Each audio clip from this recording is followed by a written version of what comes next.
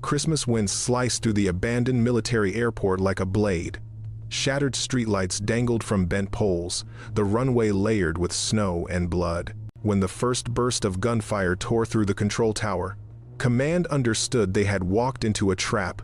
Radio screamed. Soldiers dropped one by one. In the chaos, a female sniper knelt at the runway's edge, her pink rifle stark against mud, snow, and smoke. Some had laughed at it once. Tonight, no one was laughing. One shot would decide everything. The airport had died years before the war found it again.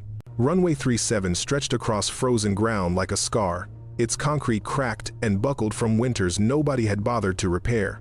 The old terminal hunched against the tree line, windows blown out, roof sagging under accumulated snow. Burned aircraft husks dotted the taxiways, a cargo plane belly up near the hangars, a transport with its tail snapped off, smaller wreckage half buried in drifts. Captain Wesley Barnes stood in what used to be the operations room, studying a paper map by flashlight. No power, no heat. Just 38 soldiers from 3 different units, thrown together by logistics and bad luck, ordered to hold this nowhere place for one night. "Merry Christmas, sir." Lieutenant Davis appeared in the doorway, breath fogging. Perimeters set. Motion sensors on the north approach. Claymores covering the runway. "We've got eyes on the access road." Wesley folded the map. Outside the broken windows, someone had strung up old Christmas lights they'd found in a storage locker. The lights didn't work, but the gesture hung there anyway. Brittle plastic bulbs on tangled wire, coated in frost. "Intel said this sector's quiet," Wesley said. "Intel's been wrong before." "Yeah." The mission was simple. Overnight stop. Resupply convoy arrives at dawn. Move out by 0800. 12 hours. The airport offered cover, sightlines, and a semi-intact runway for emergency evac. On paper, it made sense. Davis rubbed his gloved hands together. "We found a Santa hat in the break room. Someone put it on the bust of General Morrison in the lobby." "Who's General Morrison?" "No idea. He's been dead a while." Wesley almost smiled. Combat did that, turned everything absurd. A bronze general wearing a Santa hat while soldiers prepared defensive positions in his tomb of a building, Christmas Eve in a war zone. "Get some rest," Wesley said.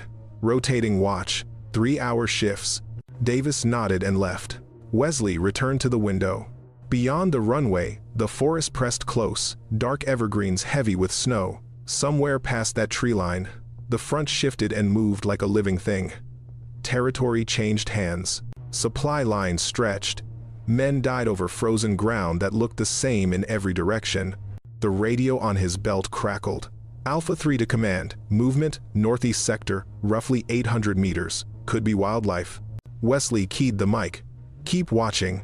"Copy." He checked his watch. 2,347 hours, 13 minutes until Christmas. The temperature had dropped to 18 degrees. Wind howled through the terminal's empty corridors, making the whole structure groan. In the makeshift command post, formerly a supervisor's office, Sergeant Nina Alvarez plotted radio frequencies on a whiteboard. Master Sergeant Chen organized ammunition. Private First Class Holloway boiled water for coffee on a camping stove that filled the room with propane smell. "Sir." Alvarez looked up from her work. "We've got a problem with the satellite link. Can't establish reliable connection." "Backup radio?"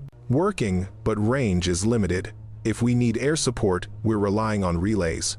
Wesley nodded. Everything was always a problem. Equipment broke, weather interfered, networks dropped. You adapted, or you died. Outside, soldiers moved through the ruins. Some cleared snow from defensive positions. Others stacked ammunition crates and medical supplies. A few huddled near barrel fires, passing around instant coffee and energy bars that tasted like cardboard. Corporal Madison Torres stood guard at the terminal entrance, rifle slung, scanning the darkness beyond the fence. She was 19, 2 months in country, still writing letters home every Sunday. She'd taped a photo of her little brother to her helmet, his school picture, gap-toothed smile. "Hey Torres," someone called from inside. "You see any reindeer out there?" "Just your mom." Laughter echoed through the terminal. Dark jokes, stupid jokes. Anything to push back against the cold and the waiting. At 2,359, Wesley walked the perimeter. His boots crunched through ice. The motion sensors blinked. Green, no contacts. The runway stretched empty under low clouds that promised more snow. Midnight came. Christmas. Nobody sang carols. At 0047 hours, the first mortar round hit the south hangar. The explosion lit up the darkness, sent shrapnel screaming across the tarmac. Before the echo faded, automatic weapons fire erupted from the tree line, multiple positions, coordinated, precise. The trap had been waiting all along. 3 months earlier, Staff Sergeant Kira Sullivan had walked into Forward Operating Base Wolverine carrying a rifle that made people stop and stare. The weapon itself was standard issue, a precision instrument built for distance, for calculation, for killing at ranges where targets became mathematics instead of men. But someone had painted it, not camouflage, not tactical gray or earth tone. Pink, bright, unmistakable, almost cheerful pink. "You've got to be kidding me," Lieutenant Marcus Reed had said when he saw it. Kira set her pack down, said nothing. "That's a joke, right? For morale or something?"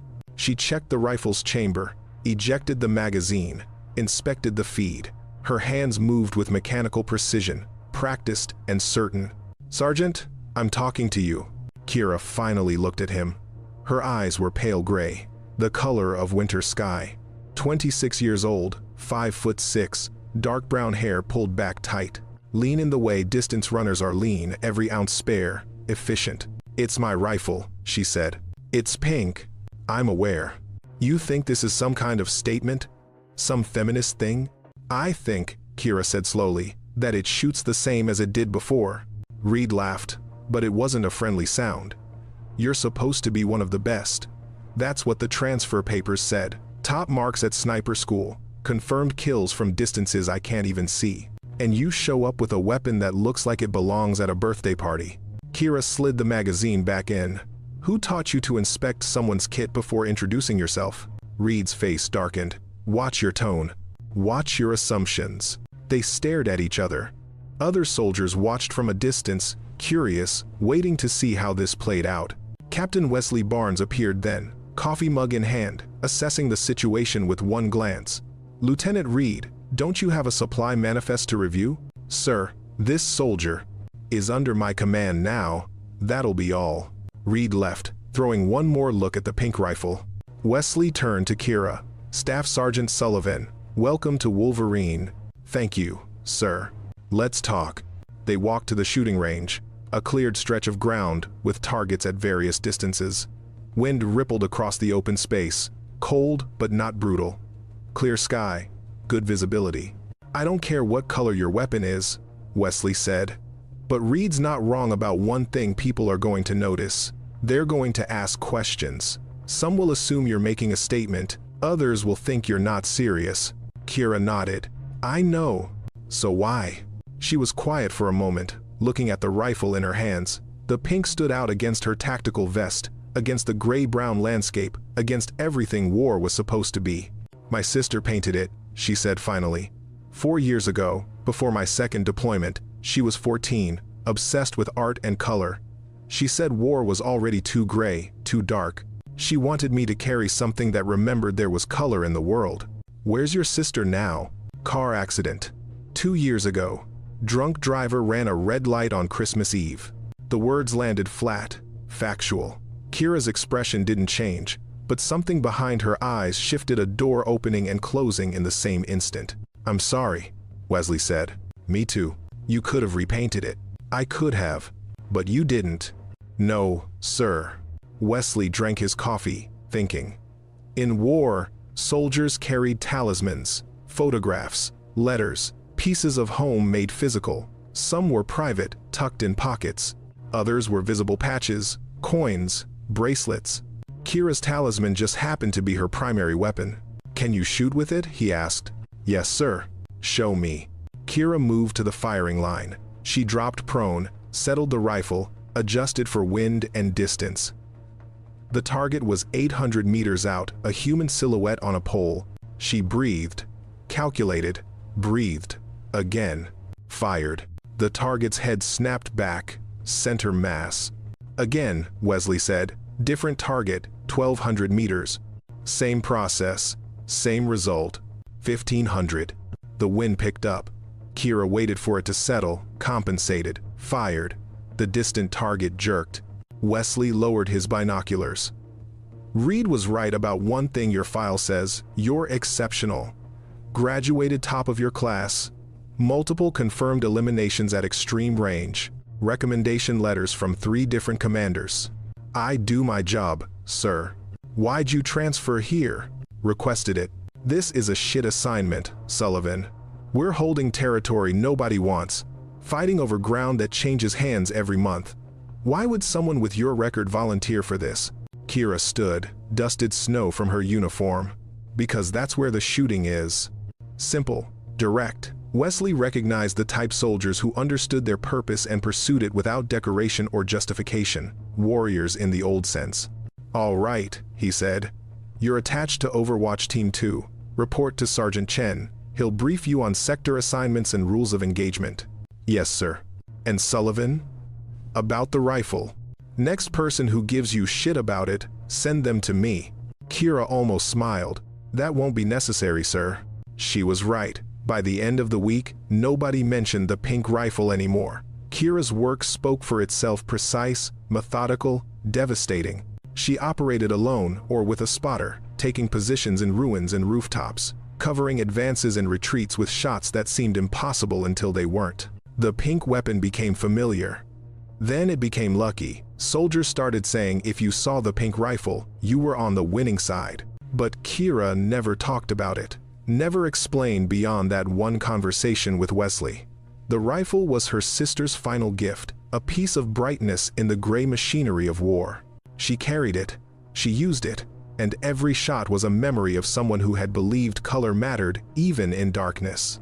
3 months later, that same rifle would lie beside her on a frozen runway while mathematics and memory combined into one impossible moment. The mortar round that hit the south hangar was just the announcement. The real assault came from 3 sides simultaneously, textbook coordination, the kind that required planning, reconnaissance, and patience. The enemy had watched them arrive, had waited for darkness, had let them settle in. Now they were killing them. Machine gun fire raked the terminal's west wall. Bullets punched through old concrete, shattered remaining glass, sent soldiers diving for cover. Captain Wesley Barnes rolled behind a desk as a burst stitched across where he'd been standing. Positions, he shouted into the radio. Return fire! Get me a casualty count. The response came in fragments, overlapping voices fighting through the chaos. Contact north, multiple shooters. Man down, man down. RPG, RPG. The rocket streaked orange across the darkness and slammed into the control tower. The explosion was enormous, deafening.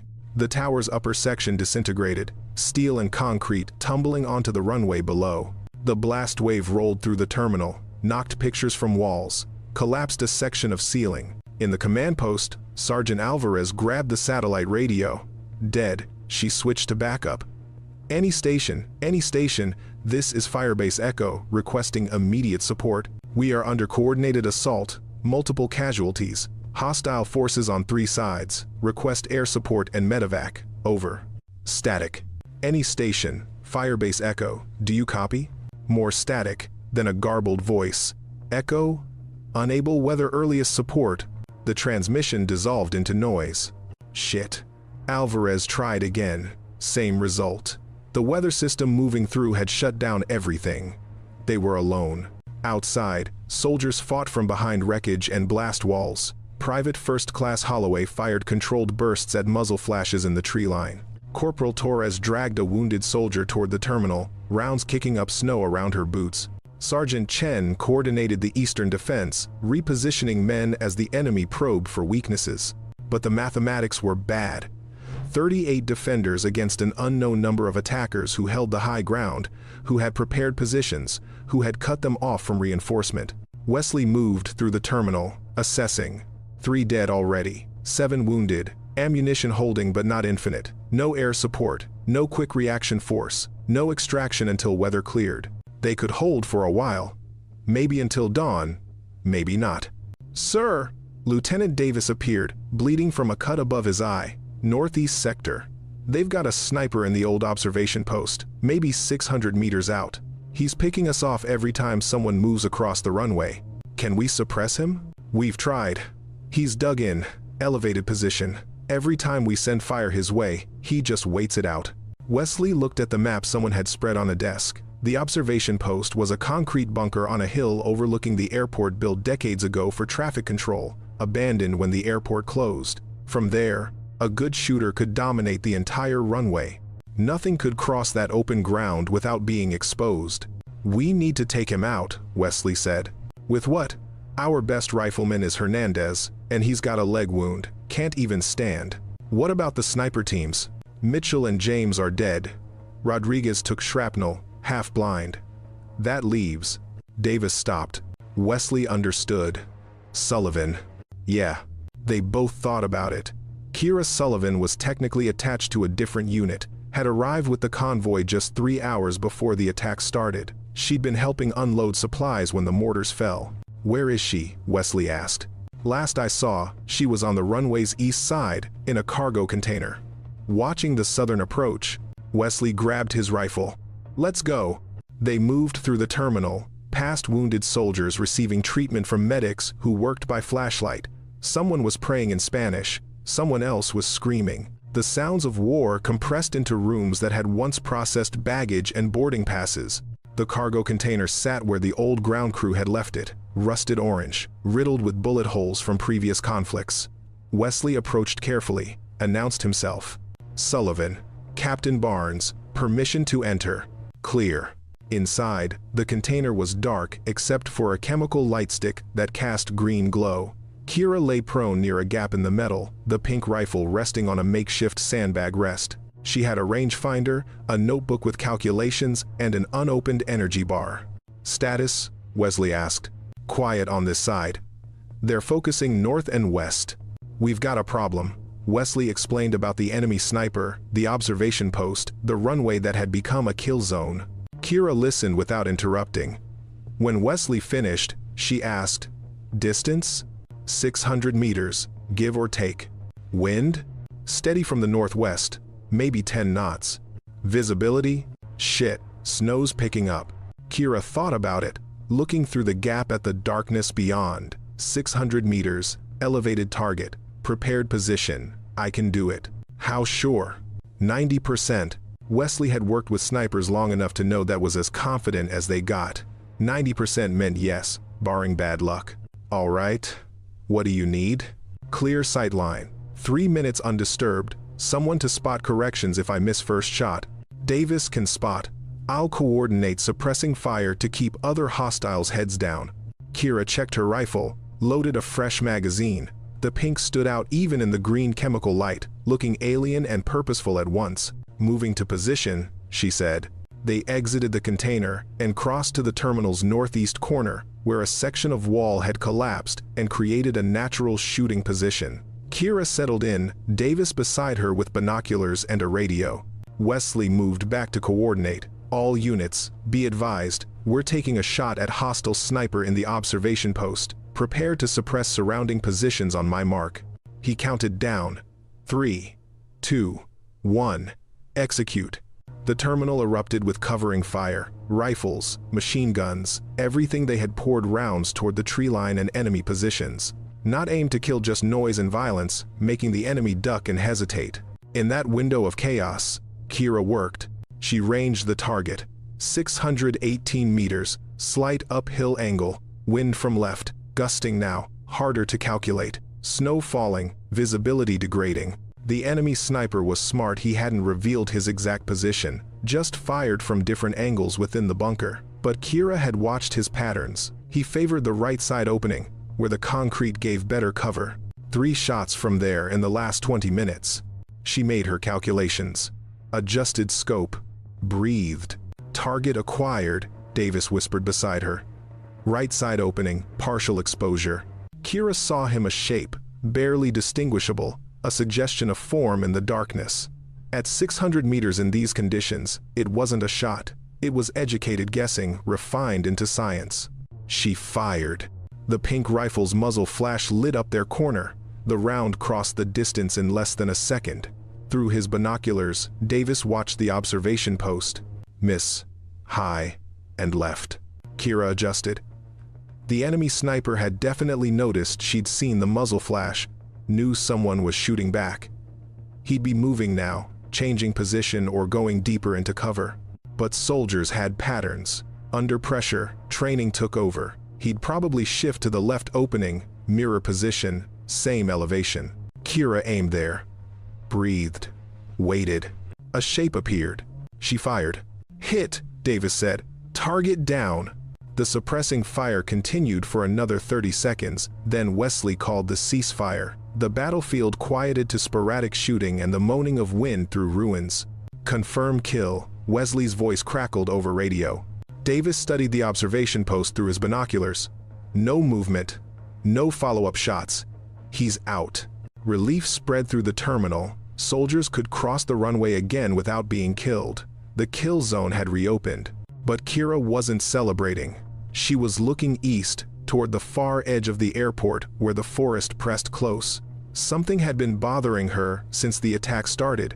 The positioning, the coordination, the way the enemy had set this up. "Sir," she said into her radio, "this wasn't just an ambush. They've got more than we've seen." Wesley's response came immediately. "Explain." "The mortar positions, the machine guns, the sniper in the observation post, that's fixing force. They're pinning us here." "For what?" Kira scanned the darkness, thinking through tactics. If she were commanding this assault, what would she do? Pin the enemy in place, suppress their movement, cut off reinforcement, and then? "They've got another element," she said. "Something big. Main assault force, or heavy weapons, or both. They're waiting for us to burn ammunition and strength, fighting their advance elements." "How long?" "Minutes. Maybe less." Wesley's voice went hard. "All units, prepare for renewed assault. Check ammunition, redistribute if necessary. Wounded to the center of the terminal. Everyone else, on perimeter, now." Soldiers scrambled. The brief reprieve from the sniper's threat had given them hope. Now that hope compressed back into readiness, sharp and focused. Kira remained at her position, watching the forest. The snow fell harder now, thick flakes that obscured distance. Somewhere in that darkness, an enemy commander was making decisions, moving pieces. "They'll hit the west side," she said to Davis. "That's where we're weakest after the tower collapsed." "How do you know?" "Because that's what I do." 3 minutes later, the main assault began. The enemy's main force came with everything they had saved. Mortars first, walking across the terminal in a line of explosions that shattered walls and sent debris flying. Then armored vehicles, 2 light trucks with mounted guns that rolled from the tree line and opened fire. Behind them, infantry advanced in a coordinated wave. The western defense collapsed in 90 seconds. Sergeant Chen went down with shrapnel in his chest. 2 privates died when their position took a direct hit.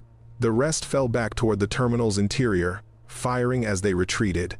"We can't hold this," Lieutenant Davis shouted over the radio. "We need to fall back to secondary positions." Wesley made the call. "All western units, fighting retreat to the terminal. Eastern and northern units, prepare to collapse perimeter." The soldiers executed the maneuver, covering each other as they withdrew. But the enemy pressed hard, sensing victory. Bullets chewed through the terminal's remaining walls. The armored trucks pushed forward, their mounted guns devastating. In the command post, Wesley assessed their situation with brutal clarity. Ammunition running low. Wounded mounting. No reinforcement coming. The enemy controlled the runway, the approaches, everything. They had maybe an hour left. Captain Nathan Cross appeared in the doorway, a liaison officer from another unit, 43 years old, 2 decades of service, a man who had opinions about everything. He'd spent the battle coordinating logistics from relative safety. "We should surrender," Cross said. Wesley didn't even look at him. "No. We're finished here. You know it. They know it. Surrender now, we might survive as prisoners. We surrender, we die. They're not taking prisoners tonight." Cross's face reddened. "You're going to get everyone killed for pride. I'm going to do my job. Your job is to preserve your men's lives." "My job," Wesley said quietly, "is to complete the mission. We hold this position until relief arrives, or we're dead." Those were the orders. Cross started to respond, then noticed something. Through the broken window, down on what remained of the runway, a figure moved in the darkness. Kira Sullivan. She was establishing a new position, dragging equipment toward the eastern edge of the runway, where a pile of rubble provided cover. The pink rifle was visible even in the darkness, catching what little light remained. Cross pointed. "Is that the woman with the toy gun?" Wesley's jaw tightened. "Staff Sergeant Sullivan, our best marksman." "That pink thing? You're joking. She took out their sniper 20 minutes ago." Lucky shot. Cross watched Kira work. "I've served with real snipers. Professionals. They use professional equipment. They don't paint their weapons like children's toys. Unless you have something useful to contribute, Captain, I'd suggest you." "I'm just saying what everyone's thinking. We're in a real fight here, not some publicity stunt. That rifle is a joke. She's a joke." Davis had been listening. Now he stepped forward. "Sir, with respect, fuck off." Cross turned. "Excuse me? You heard me. Sullivan's killed more enemies in 3 months than you've seen in 20 years. So unless you want to go out there and take her place, shut your mouth." Cross sputtered. "I'll have you written up for that, Lieutenant." "Get in line." Wesley intervened before it escalated further. "Cross, you're dismissed. Go check on the wounded, or find somewhere else to be useful." Cross left, throwing one last derisive look at Kira's position. Out on the runway, Kira had heard none of it. She was focused on the problem in front of her, the 2 armored trucks that were tearing apart the Western defense. Standard anti-vehicle tactics said target the drivers, disable the vehicles, eliminate the advantage. But the trucks were moving. The range was significant, and the gunners on the mounted weapons were sweeping, suppressing fire that made it nearly impossible to aim. Kira settled into her position, using rubble as a rest. She had maybe 10 rounds left in this magazine, had to make them count. The first truck came into her sight line. Through the scope, she could see the driver's compartment reinforced glass, small target, moving. She led the shot, compensated for movement, fired. The round hit the windshield, cracked it, but didn't penetrate. The truck kept coming. Kira adjusted. Armor-piercing rounds would have solved this, but she'd used her last AP magazine on a previous target. These were standard rounds, lethal against flesh, problematic against reinforced positions. The truck's gunner spotted her muzzle flash. The mounted weapon swung toward her position. Kira rolled right as bullets hammered the rubble where she'd been. "Sullivan, fall back!" Wesley's voice on the radio. Negative. She was already moving to a new angle, circling right. "I can get him." "You're too exposed." She didn't answer. The truck was turning, trying to follow her. That meant the driver had to adjust, had to make decisions. Decision-making slowed reaction time. Kira dropped prone behind a piece of destroyed aircraft fuselage. The truck continued its turn. Through the scope, she saw the driver's side window, not the windshield. The side panel, thinner glass, better angle. She fired. The driver slumped. The truck jerked, turned sharply, crashed into a concrete barrier. The gunner was thrown forward, lost his grip on the mounted weapon. One down. The second truck had seen what happened. It stopped, reversed, creating distance. The gunner opened fire wildly, spraying the entire runway with suppressing fire. Kira pressed flat against the fuselage. Rounds screamed overhead.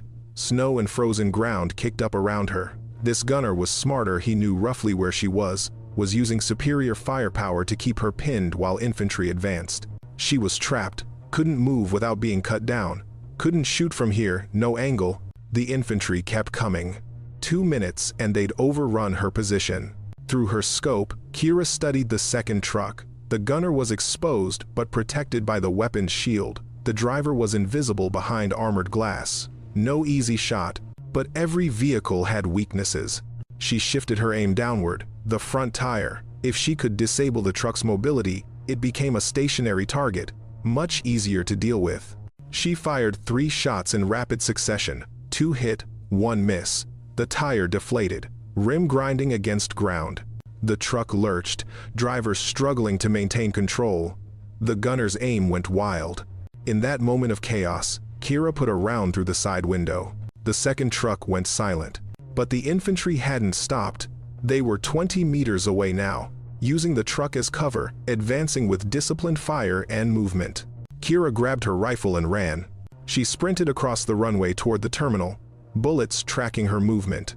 10 meters. 5. She dove through a blown-out section of wall, rolled, came up behind cover. Safe. Barely.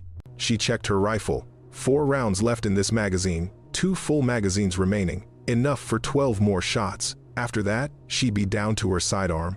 The mathematics of survival kept narrowing. In the terminal, Wesley watched the enemy advance. They'd eliminated the armored trucks, which was significant, but the infantry was pressing forward, and his own soldiers were running out of space to fall back into. "We need something dramatic," Davis said. "Some way to break their momentum." Wesley nodded. He'd been thinking the same thing. The enemy had committed heavily to this assault. They thought they were winning. That confidence could be exploited if they could shock the attackers, make them hesitate, maybe buy enough time for dawn and weather to clear. But what could create that shock? He looked at Kira's position, looked at the pink rifle. An idea formed. Insane. Probably suicidal. He keyed his radio. "Sullivan, I need you for something." "Copy. How far can you shoot?" Pause. "Depends on the target, sir. Maximum effective range. Best conditions." "How far?" "I've trained out to 1,600 meters. Ever shot farther?" "In training, 1,800. Wind was perfect. Target was stationary." "Why?" Wesley pulled out the map, studied it. The enemy's command position would be behind their assault force, probably back in the tree line where they'd staged the attack. He tried to estimate distance. "How do you feel about 2,000 meters?" he asked. Another pause, longer this time. "That's not a shot, sir. That's a prayer." "I know. Even if I hit, I don't know what I'm shooting at." "Their commander. Or whoever's running this assault. Someone important." Kira processed that. A shot at that distance, in these conditions, at a target she couldn't identify with certainty. The odds were terrible. Maybe 5% success rate, maybe less. "If I take the shot and miss, I reveal my position," she said. "They'll zero in on me. If you take the shot and hit, their entire operation might collapse. Leaderless forces hesitate. We need hesitation." "I'm not ordering you. I'm asking, can you do it?" Kira looked at her rifle. The pink finish was scratched now, dulled by combat and weather. But underneath the scratches, she could still see her sister's careful brushwork, bright, determined, hopeful. "War doesn't have to be gray," Emma had said while painting it. "You get to carry color." "I can try," Kira said. "That's all I'm asking." Kira took a breath. "I'll need a spotter and elevated position. Best sight line to the northern tree line. Control towers destroyed, but there's an observation platform on the terminal's roof. Davis will spot for you. Give me 5 minutes to set up." "You've got 3. Kira grabbed her remaining ammunition and moved. 3 minutes wasn't enough. Kira climbed the exterior maintenance ladder with Davis following, their boots slipping on ice-covered rungs. The terminal's roof was a mess, collapsed sections, exposed rebar, snow piled in drifts. They moved carefully toward the observation platform, a concrete ledge that offered a clear view north. Below, the battle continued. Gunfire echoed through the ruins. Someone was screaming for a medic. "Here." Kira dropped prone at the platform's edge, began setting up. Davis positioned himself beside her with the spotting scope. "Range to tree line?" Kira asked. Davis glassed the distance, 2,200 meters to the near edge. If their command post is deeper in, add another 200. So 2,400 meters, minimum. Could be more. Kira pulled out her notebook, began calculations. At this distance, every variable mattered exponentially. Gravity drop, wind drift, temperature, air pressure, the Coriolis effect, the rotation of the Earth itself influenced the bullet's path. "Wind?" she asked. 10 knots from the northwest, gusting to 15. "Temperature?" 16 degrees Fahrenheit. She wrote the numbers down, converting, calculating. The bullet would travel for roughly 3 seconds. In that time, gravity would pull it down significantly. She'd need to aim several feet high. The wind would push it left, compensate right. The cold air was denser than standard conditions. Velocity would change. "I need to know what I'm shooting at," she said. "Can you identify any command element?" Davis studied the tree line through his scope. The distance made details fuzzy, but he could see movement, soldiers, vehicles, some kind of organization. "Wait," he said. "Northern edge, maybe 50 meters into the trees. I've got what looks like a command vehicle. Larger truck, antenna array on top, personnel around it." "How many personnel?" 4, visible. Could be more inside. Which one's in charge? Hell if I know. We're 2,000 meters away. Kira considered. 4 personnel around a command vehicle. One of them was probably the commander, which meant 3 in 4 chance of shooting the wrong person, assuming she hit anything at all. Unless she didn't target the personnel. The vehicle, she said. Can you give me exact position? Center of my scope, reference the 2 tall pines on either side. Kira found the pines, identified the gap between them. Somewhere in that gap, invisible to her naked eye, was a truck. She'd be aiming at a target she couldn't see, trusting Math and Davis's spotting. If I hit the vehicle, what happens? She asked. Depends. Might just punch through. Might hit something important. Could detonate ammunition or fuel. Or do nothing. Or do nothing. Kira ran the numbers again. 2,400 meters. 10-knot crosswind. 16-degree temperature. Target she couldn't see. Weapon designed for accuracy at half this distance. The Math said no. Said this was impossible. Said she should tell Wesley to find another solution. But Kira had never fully trusted Math. Math told you what should happen in perfect conditions. Combat was never perfect. Sometimes you made the impossible shot because the alternative was worse. I'm taking it, she said. Davis nodded. Call your corrections. I'll spot. Kira settled the rifle. The pink finish was obvious even in darkness. A statement, a memorial, a promise that color existed beyond gray. She looked through the scope, found the 2 pines Davis had referenced. Range 2,400 meters, she said softly, talking herself through it. Wind left to right, 10 knots gusting. Temperature 16 degrees, elevation angle approximately 2 degrees. She adjusted the scope, dialing in elevation. At this distance, she'd aim nearly 2 stories above her actual target. The bullet would arc, peak, then drop back down a parabola measured in seconds and feet. Target between the pines, Davis confirmed. Wind steadying, gusting stopped. Kira breathed. In combat, breathing was control. 4-count inhale, hold, 4-count exhale. Heart rate slowed, vision steadied. She thought about Emma. About Christmas Eve, 2 years ago. The phone call at midnight. The hospital that smelled like disinfectant and despair. About the pink rifle leaning against the wall of her sister's room, bright and ridiculous and heartbreaking. Promise me you'll use it, Emma had said in the hospital. Promise me you'll remember color. Wind steady, Davis said. Clear shot when ready. Kira's finger rested on the trigger. 2 pounds of pressure. 1 heartbeat. The universe balanced on a moment so small it barely existed. She fired. The rifle's recoil pushed back against her shoulder, familiar, almost comforting. The muzzle flash briefly lit up the rooftop. The sound was enormous, then gone, swallowed by distance and wind. The bullet traveled at 2,700 feet per second, covering a quarter mile of frozen darkness. It rose on its parabolic arc, peaked somewhere above the ruined airport, began its descent toward the tree line. Kira stayed frozen in position, didn't move, didn't breathe. Spotting, Davis said, watching through his scope. The 3 seconds it took for the bullet to travel felt infinite. In that span, Kira thought about every shot she'd ever taken, every calculation, every target.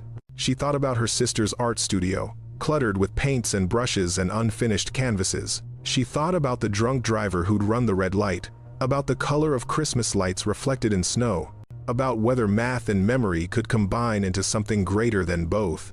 Impact, Davis said suddenly. Through his scope, he saw the flash, bright orange bloom in the darkness between the pines. Secondary explosion. The command vehicle had been carrying something volatile. Ammunition, fuel, explosives didn't matter. The result was the same. Fire lit up the tree line. The vehicle disintegrated. Personnel around it were thrown by the blast. Direct hit, Davis confirmed. Vehicle destroyed. Multiple casualties. Below, the enemy assault faltered. Confusion rippled through their advance as radio communications died. The command vehicle had been their coordination hub. Without it, units lost direction, stopped receiving orders. The momentum of the attack broke. Wesley's voice came over the radio, tight with controlled emotion.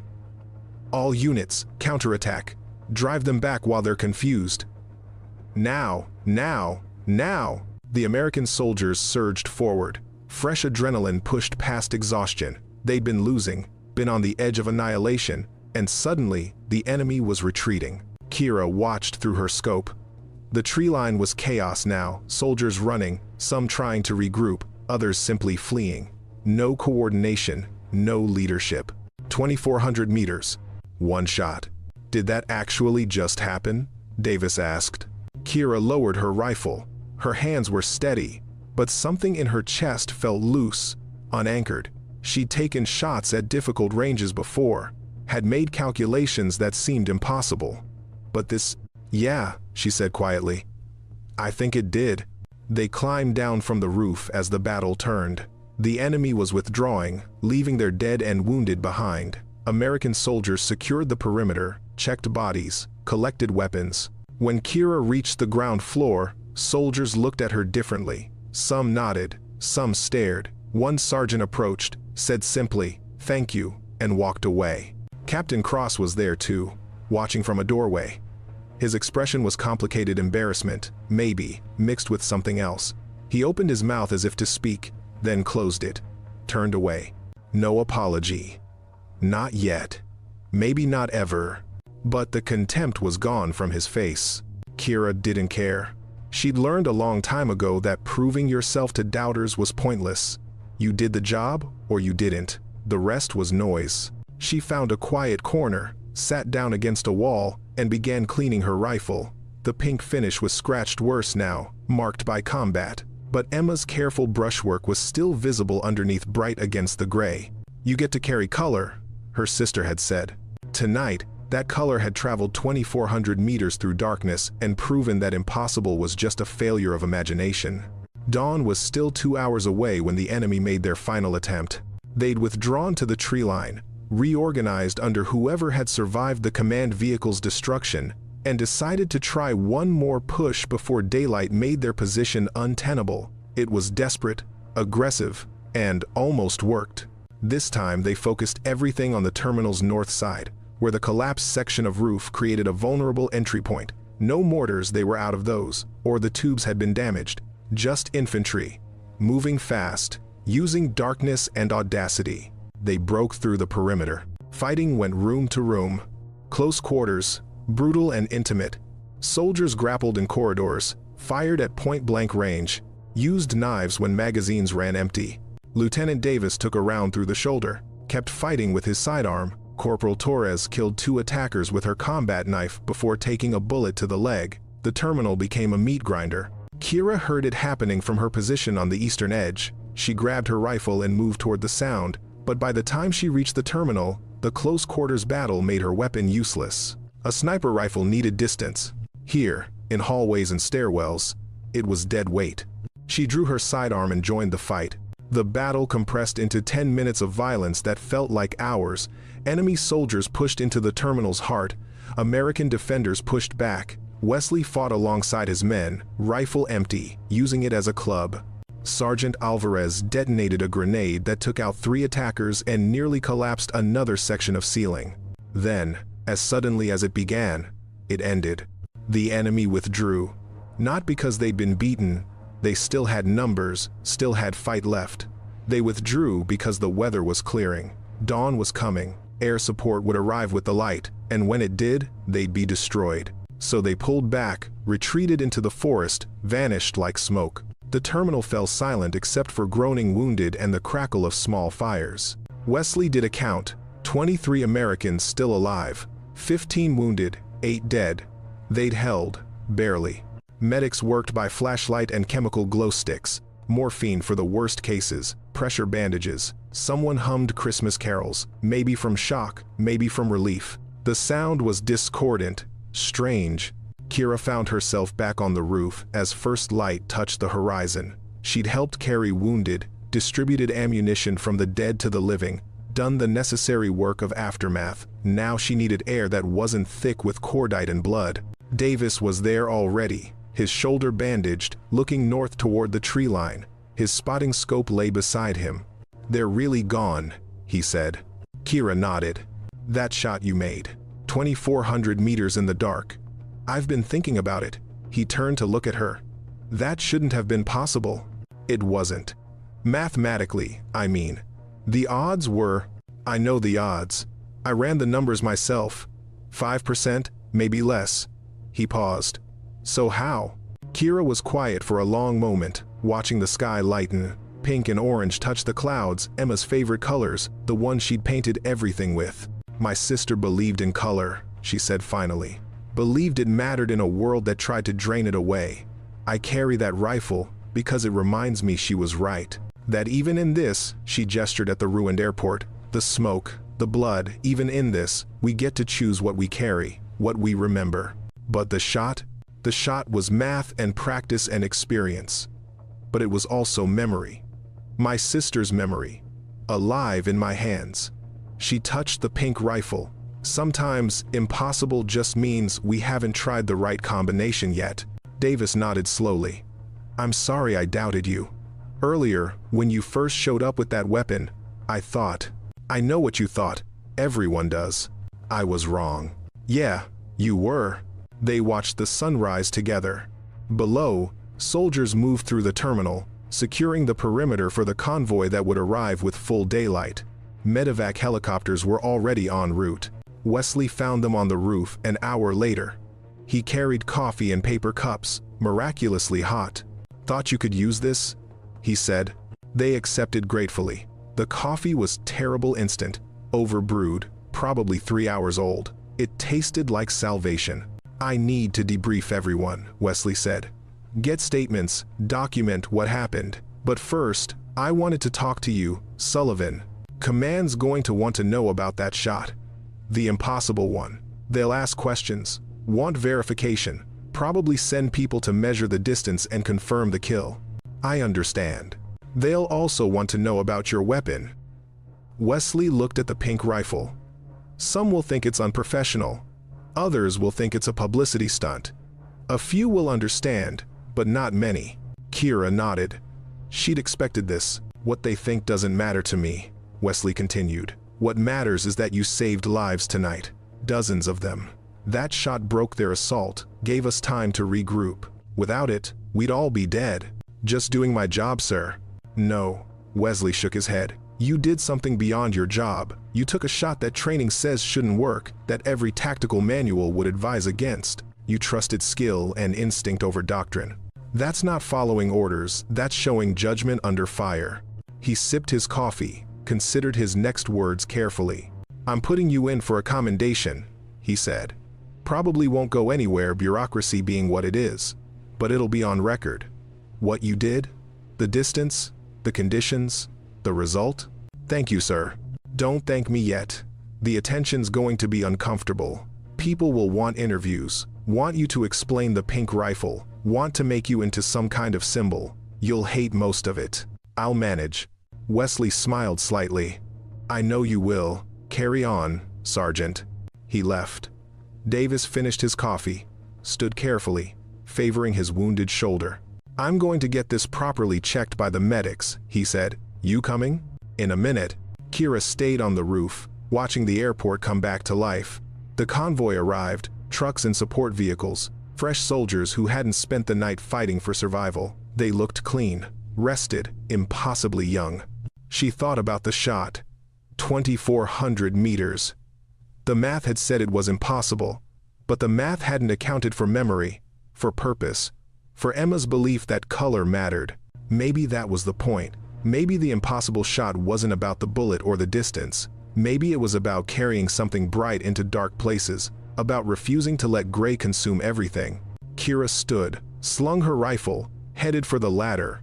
Behind her, the sun rose over the abandoned airport, pink and orange light touching snow and ruins, making even the battlefield beautiful for a moment. Color. Surviving in the gray. The convoy brought structure back to chaos.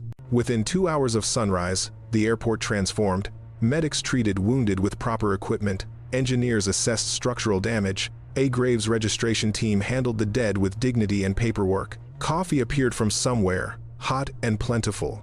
Captain Wesley Barnes stood in what used to be the operations room, now serving as a temporary command post. A colonel he'd never met was asking questions. You're telling me one of your snipers made a kill at 2,400 meters, in darkness, with limited visibility? Yes, sir. That's world-class distance.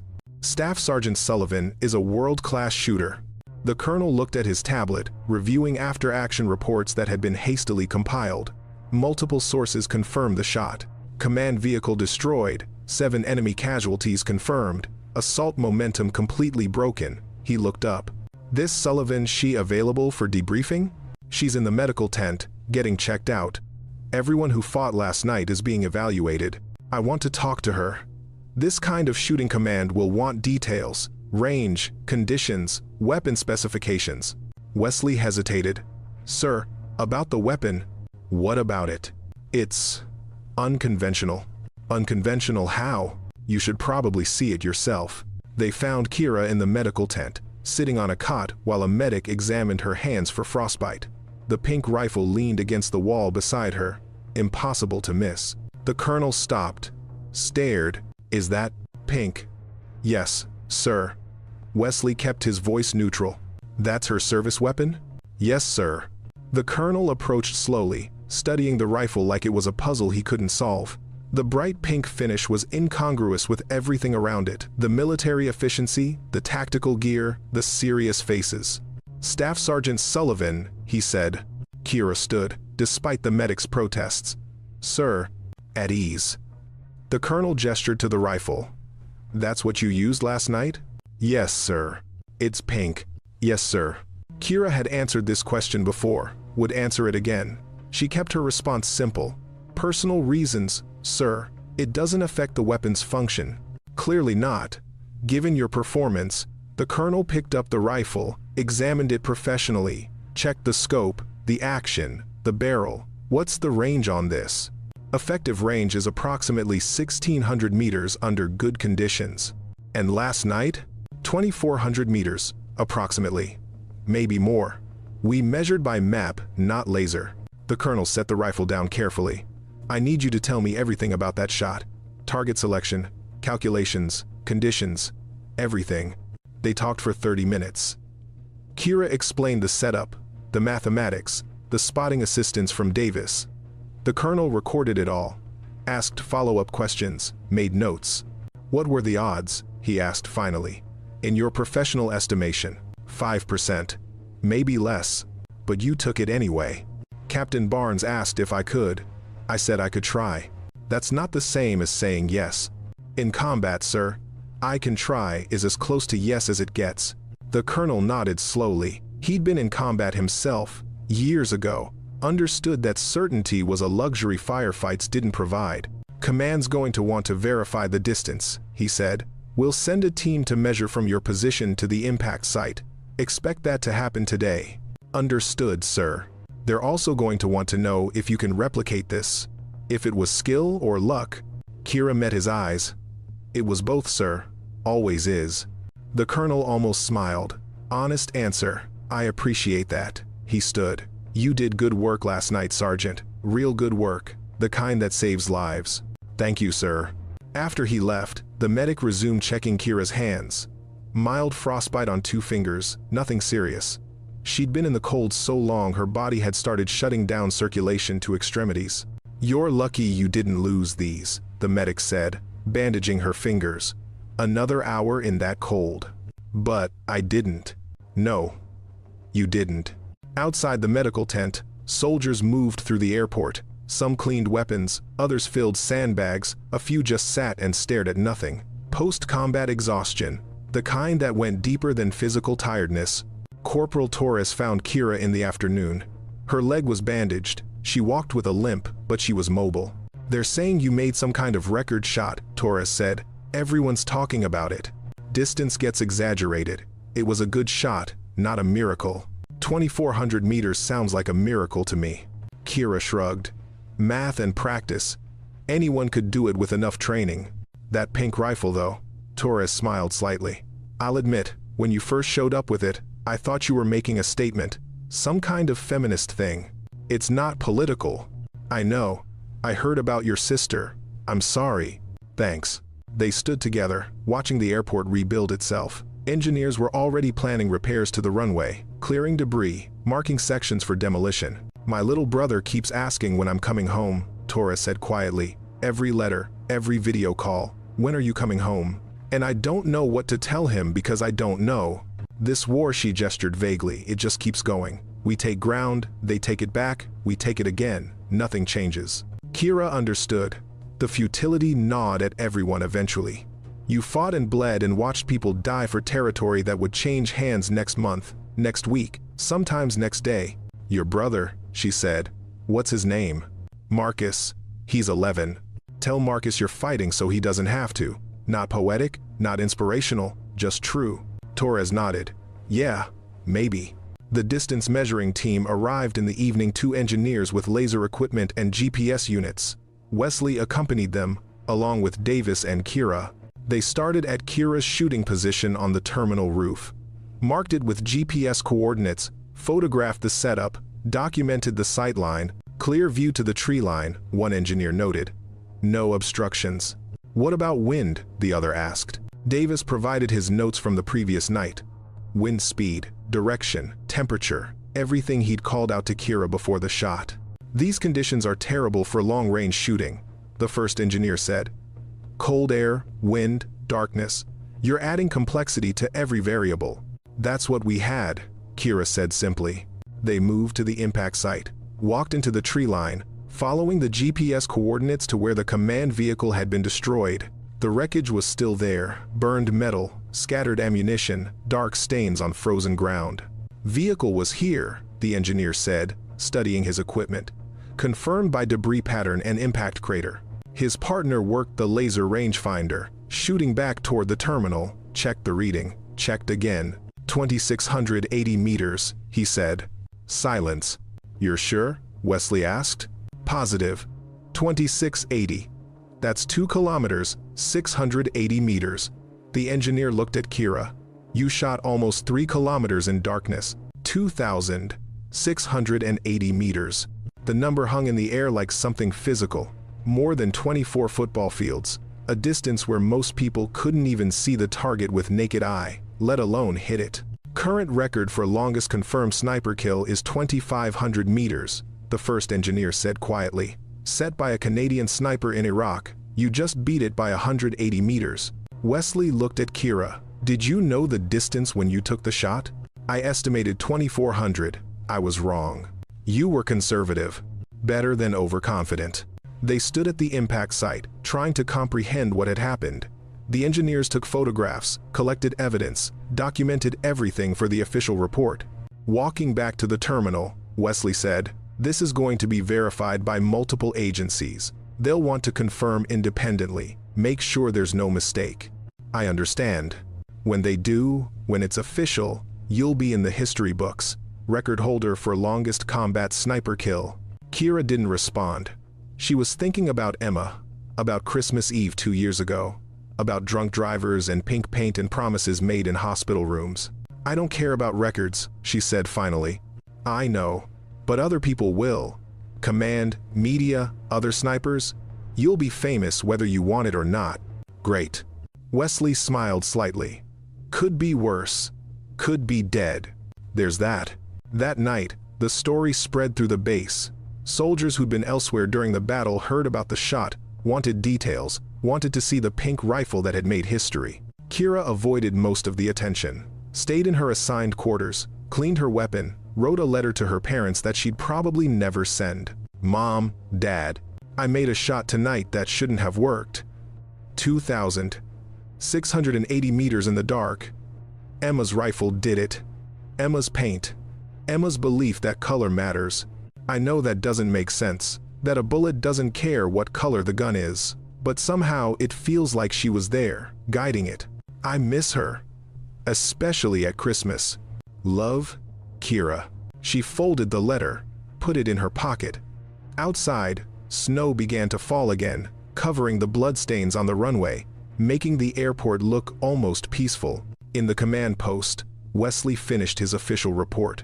He wrote about tactics and casualties, about enemy movements and American response. But he also wrote about one staff sergeant with a pink rifle who had taken an impossible shot and changed the battle's outcome.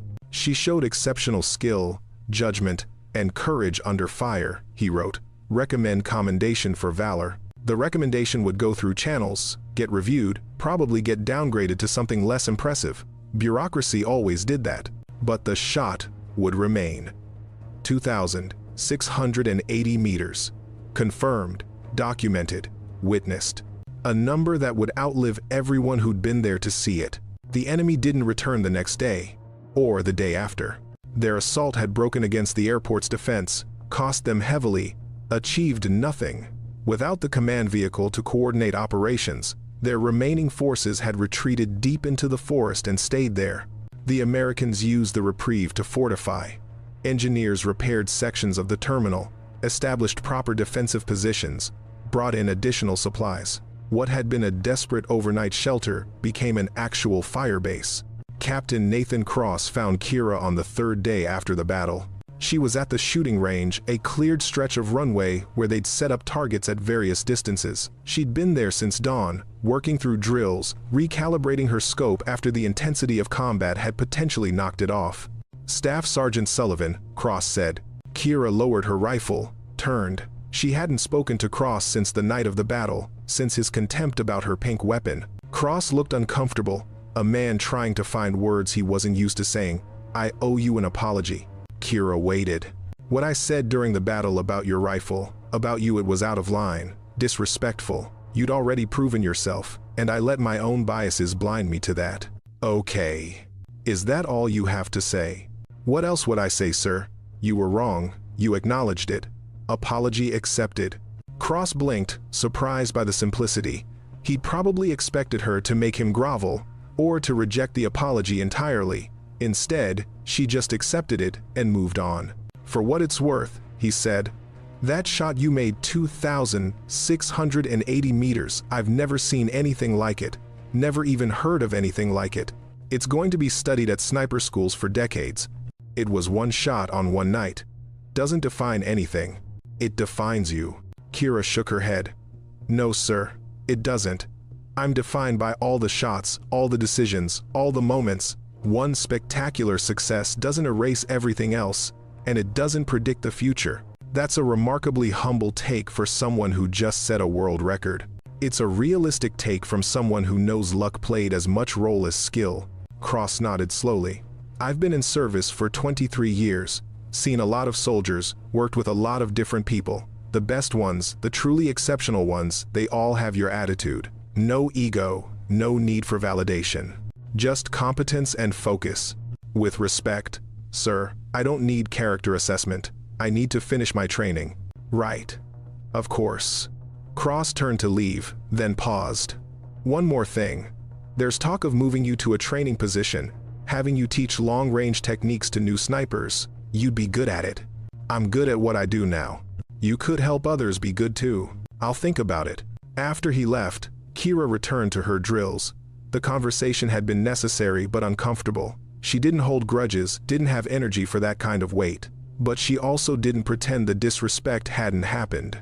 The war continued around her. Patrols went out, came back. Intelligence reports suggested the enemy was regrouping for another major offensive, possibly targeting a different sector. The airport remained important strategically, so additional forces were assigned to hold it. Lieutenant Davis, his shoulder healing, found Kira that afternoon. Got something for you, he said, holding out a small box. Inside was a medal, Bronze Star for Valor. The paperwork attached indicated it had been expedited through channels, approved by multiple levels of command. Wesley pushed it through fast, Davis explained. Said you earned it, said the bureaucracy could deal with it after the fact. Kira looked at the medal. Bronze Star on a red, white, and blue ribbon. It represented recognition, official acknowledgement of her actions. It's just metal, she said. It's more than that. It's history saying, you matter. I know I matter.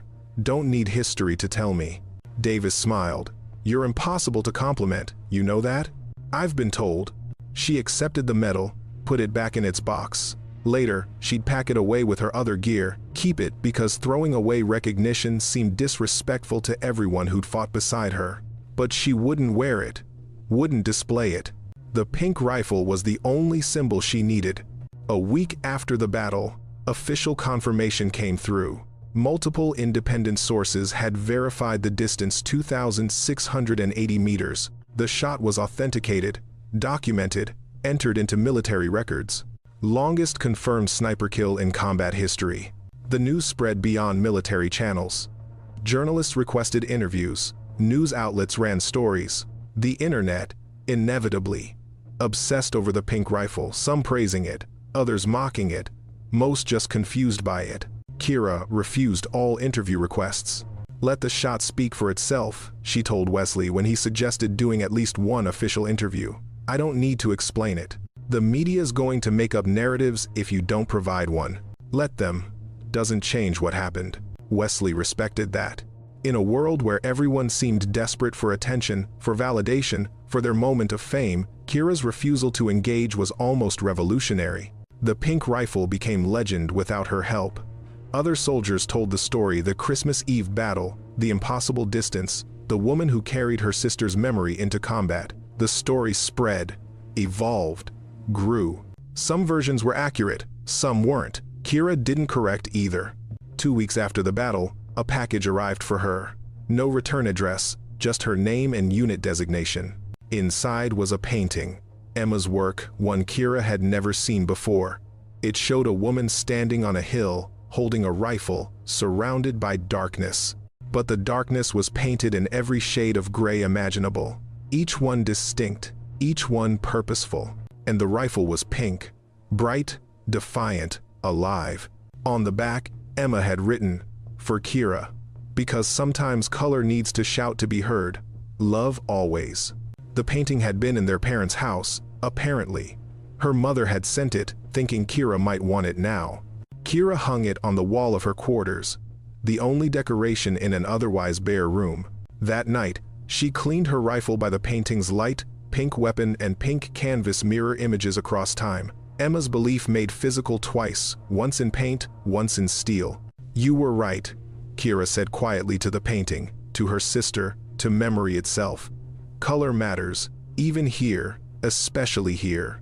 Outside, the war continued, would continue tomorrow, next week, next month. Territory would change hands, soldiers would fight and die. The gray machinery of conflict would grind on.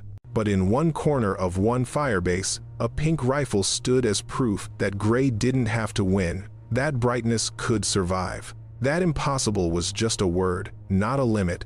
2,680 meters. The distance between despair and hope, measured in seconds and steel, and Emma's stubborn insistence that color mattered. Recognition came in stages, like aftershocks following an earthquake. First was the Bronze Star, already delivered. Then came the official commendation from Division Command, a formal letter praising Staff Sergeant Sullivan's extraordinary heroism and exceptional combat marksmanship. The letter was dry, bureaucratic, but it carried weight: permanent record, official acknowledgement. Next came something unexpected. A delegation from the sniper school at Fort Benning requested permission to interview Kira for instructional purposes. They wanted to understand the shot, break down the methodology, potentially incorporate her techniques into training curriculum. "It's not a technique," Kira told Wesley when he brought her the request. "It was specific circumstances, specific conditions. Can't be replicated in a classroom." They know that. They want to understand the decision-making process, how you assess the situation, calculated odds, chose to take a shot that statistically shouldn't work. "I needed to try. That's the decision-making process." Wesley smiled slightly. "You're making my job difficult, you know. People want to celebrate you, learn from you, and you keep deflecting." "I'm not deflecting. I'm being honest. That shot worked because of luck as much as skill. Teaching someone else to take the same shot would be teaching them to rely on luck, which is bad training." "Fair point." Wesley set the request aside. "I'll tell them you're focused on current operations, maybe later." "Thank you, sir." But the attention didn't stop. A war correspondent embedded with their unit wrote an article about the Christmas Eve battle. He interviewed multiple soldiers, pieced together the narrative, and focused heavily on Kira's role. The article was titled "The Pink Rifle of Firebase Echo." It was detailed, respectful, accurate. It described the battle, the conditions, the impossible shot, It mentioned Emma, the sister who had painted the rifle, the Christmas Eve drunk driver. When Kira read it, she felt exposed. The story was true, but seeing it in print, shared with thousands of readers who didn't know her, didn't know Emma, felt like handing over something private to strangers. "You okay?" Corporal Torres asked, finding Kira in the rec area after the article published. "Fine." "You don't look fine." Kira set down the printed article. "I don't like people knowing my sister's story. It's personal. But you understand why it matters, right? Why people care. Because it's unusual. Because it's sentimental. Because a pink rifle makes good copy." "No." Torres sat down across from her. "Because it's human. Because in all this," she gestured vaguely at the base, "the war, everything, people need reminders that we're more than just soldiers. That we carry pieces of home with us. That we fight for reasons beyond duty." Kira considered that. Torres was right, probably. But understanding why people connected with the story didn't make Kira more comfortable being the center of it.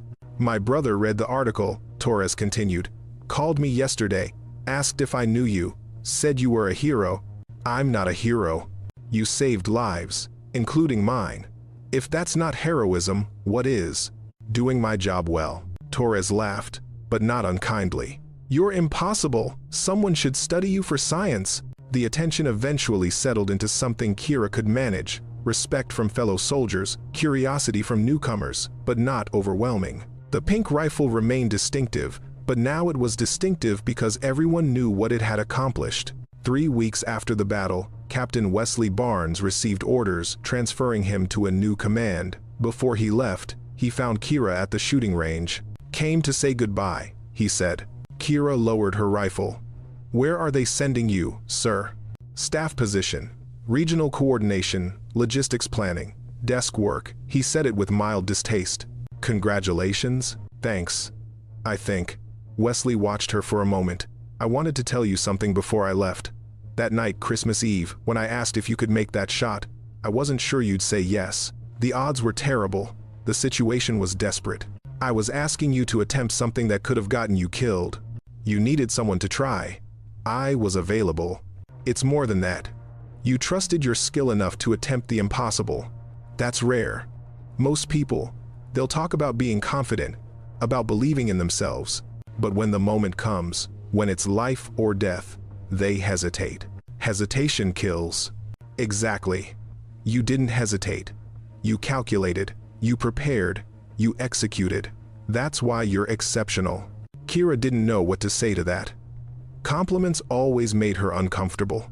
Wesley continued, "I've put in a recommendation for your promotion to Sergeant First Class. Should go through in the next couple months. You've earned it." "Thank you, sir. One more thing."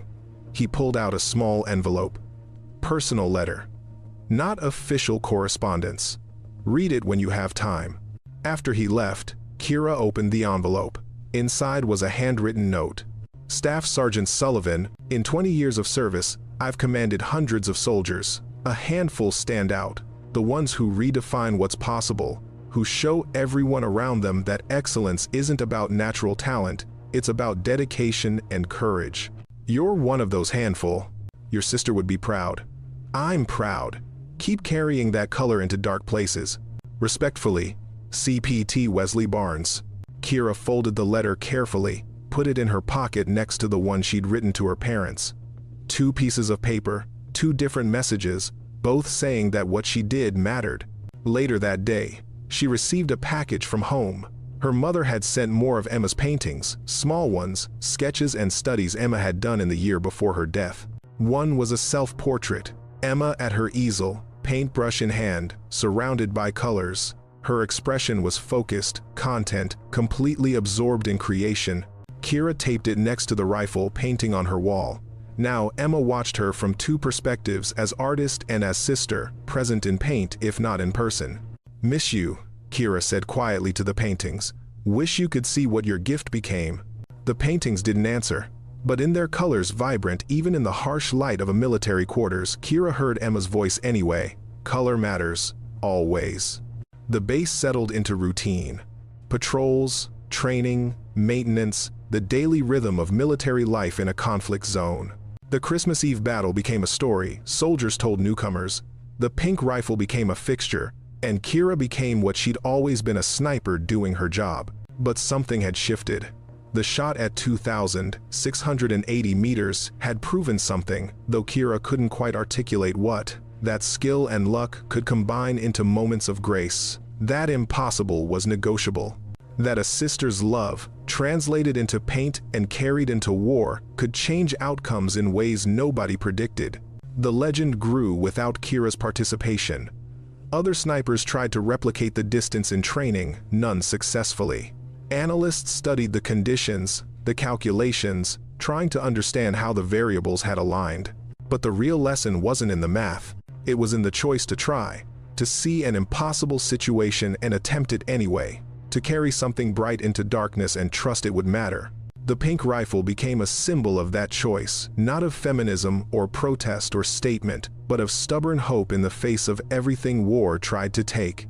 And in quiet moments, when Kira cleaned her weapon or studied Emma's paintings, she understood what her sister had known all along. Gray was the default. Color took work. But it was always worth it. 1 year later, Kira returned to the airport. It looked different now. Engineers had rebuilt the terminal, repaired the runway, turned the abandoned ruin into a functional forward operating base. New buildings, proper fortifications, electricity that worked. The place where she'd fought for survival had become almost civilized. She wasn't supposed to be here. Her current assignment was 200 miles south, working with a different unit. But she'd requested leave for Christmas, then used part of that leave to visit the airport. Nobody had questioned it. The control tower had been rebuilt. Kira stood at its base, looking up at the new structure, concrete and steel, modern and efficient. Nothing like the crumbling wreck the enemy had destroyed. "You, Sullivan?" Kira turned. A young sergeant stood there, maybe 22 years old, wearing the patch of the unit currently stationed at the base. "Thought you might show up. They said you sometimes come back around Christmas." "Who's they?" "The guys who were here during the battle. Some are still around, rotating assignments." The sergeant extended his hand. "I'm Hernandez. Heard a lot about you." They shook hands. "There's something you should see," Hernandez said. "Come on." He led her to the eastern edge of the runway, to where a cargo container still sat, the same one Kira had used as a position during the battle, but now it had been painted. A mural covered the side facing the base. It showed the airport at night, snow falling, the old terminal in ruins. In the foreground, a figure knelt with a rifle, pink, unmistakable. Above the figure, stars formed a pattern that looked almost like constellation, mapping an arc from the shooter to distant tree line. At the bottom, painted in careful letters, 2,680 meters, Christmas Eve. "We remember." Kira stared at it. "Local artist did it," Hernandez explained. "Guy from Supply Battalion, used to do murals before he enlisted. We commissioned him a few months ago. Wanted something permanent, you know? Something to mark what happened here." "Who paid for it?" "We all chipped in. Soldiers who were here that night, and some who came after, who heard the story. Felt important to commemorate." Kira walked closer to the mural. The artist had captured something essential, not just the shot, but the moment, the isolation, the darkness, the weight of impossible odds. And the pink rifle, bright against all that gray. "Is it okay?" Hernandez asked. "We didn't ask permission, probably should have." "It's fine. Your sister Emma, right? The one who painted your rifle. We made sure the artist knew about her, made sure the story was included." Kira nodded, not trusting herself to speak. The mural felt like a memorial, not for her, but for Emma. A public acknowledgement of a private grief, transformed into something beautiful. "People come here," Hernandez continued. "New snipers especially. They want to see where it happened, want to understand how the shot worked. We give them the tour, your position, the distance, the conditions. Half of them don't believe it until they measure it themselves. And the other half? They believe it, but they still can't imagine doing it. You've set a standard that's almost impossible to reach. That wasn't the intent." "I know, but it's the result."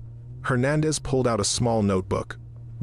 Could you sign this? For my records, proof I met you." Kira signed, feeling strange about it. Being asked for autographs was new, uncomfortable. "Thank you." Hernandez pocketed the notebook.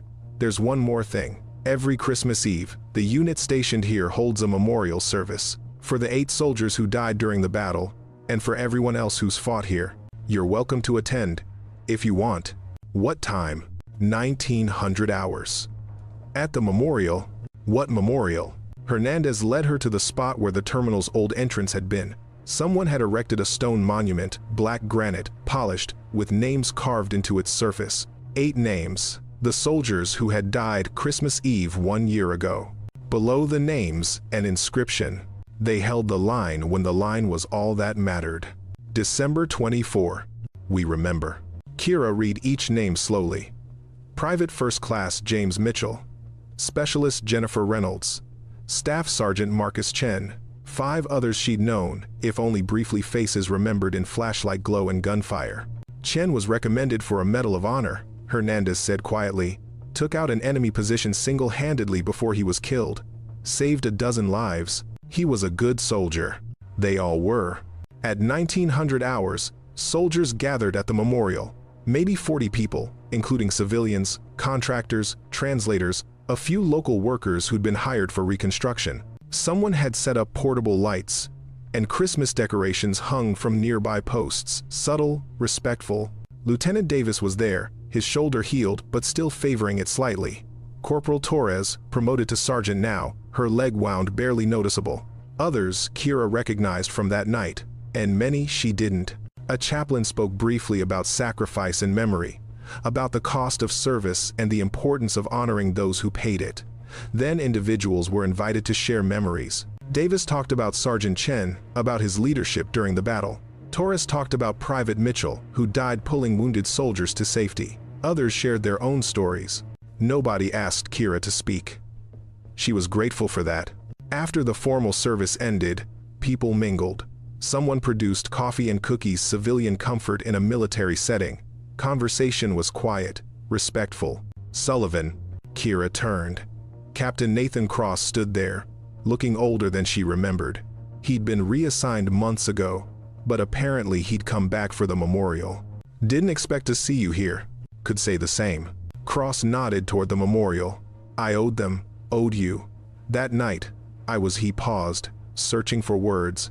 I was not my best self. Let pride and assumption cloud my judgment. These men died while I was being petty. You apologized already. Last year. Apologizing once doesn't feel like enough. Cross looked at her directly. That shot you made?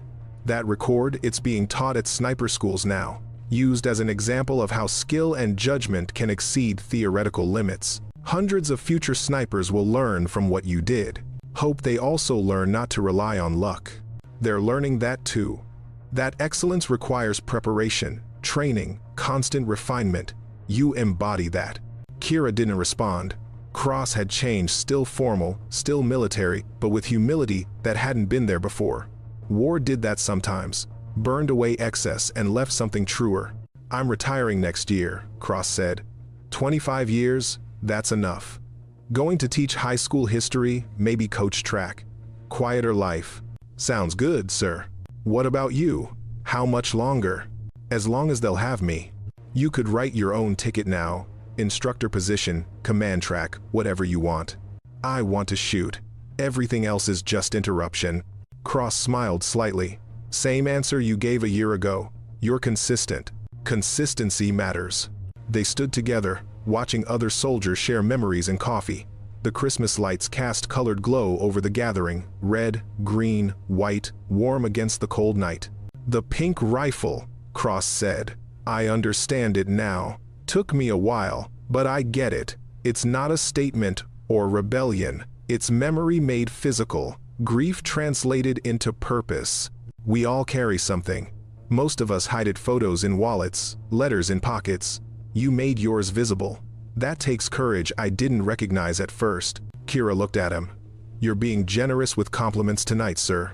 It's Christmas, and I'm trying to make amends. Consider them made. Later, after the gathering dispersed, Kira walked the perimeter alone. The base was quiet, most soldiers either at the memorial or in their quarters. She found herself at the spot where she'd taken the shot, the rooftop observation platform, rebuilt but occupying the same position. The view was clear tonight. No snow, Minimal wind, stars visible. She could see the tree line in the distance, though not the exact spot where the command vehicle had been. That had been cleared, reclaimed by forest. 2,680 meters. She pulled out her rifle, still pink, still carried everywhere. The finish was more worn now, scarred by a year of additional combat, but Emma's brushwork remained visible underneath, persistent as memory. "Made it another year," Kira said quietly, unsure if she was talking to Emma or to herself. "Record still stands. Probably will for a while." The stars didn't answer. Neither did Emma. But standing there, rifle in hand, Kira felt something settle, a sense of continuity, maybe, of purpose maintained across time. Emma had believed color mattered, and Kira had proven it in the most unlikely way possible, by carrying that color into war and watching it change outcomes. The pink rifle wasn't just a weapon anymore. It was proof that memory could be practical, that grief could transform into strength, that a sister's love could cross the distance between life and death and manifest in steel and precision. "Thank you," Kira said. To Emma, to the rifle, to chance and physics and whatever combination of factors had aligned one Christmas Eve to make the impossible briefly possible.